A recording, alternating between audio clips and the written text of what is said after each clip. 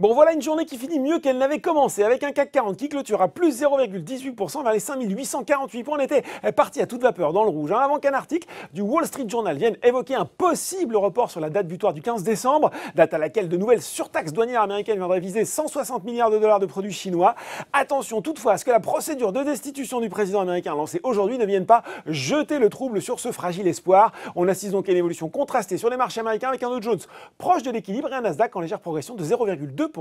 Le tout vers 17h45. Retour sur les valeurs à Paris. Hier en baisse, Sanofi se distingue aujourd'hui à la hausse en tête du SBF 100. Le groupe pharmaceutique a annoncé sa volonté de se réorganiser en 3 entités, médecine de spécialité, vaccins, médecine générale et santé grand public. Il a par ailleurs annoncé mettre fin à ses recherches sur le diabète et les maladies cardiovasculaires. Il prévoit 2 milliards d'euros d'économies supplémentaires d'ici à 2022 et table sur une marge opérationnelle de 30% la même année, puis supérieure à 32% en 2025. Ça va bien aussi pour Vallourec et Genfit, et puis Casino n'en finit plus de monter alors que ses holdings de tête Rallye, Foncière Auris, Finatis et Euris annoncent avoir finalisé leur projet de plan de sauvegarde. Et puis, pour sa reprise de cotation, le petit équipementier automobile Le Belli a mis le pied au plancher, plus 22,6%.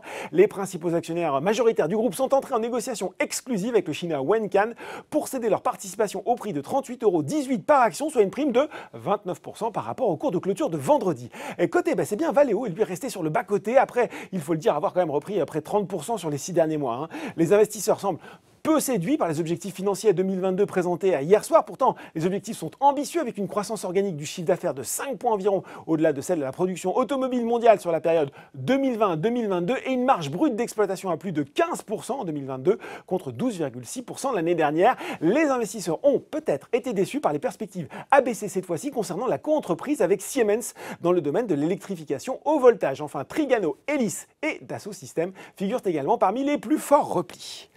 Voilà, c'est tout pour ce soir. Maintenant, n'oubliez pas, tout le reste de l'actu éco et finance est toujours sur Boursorama.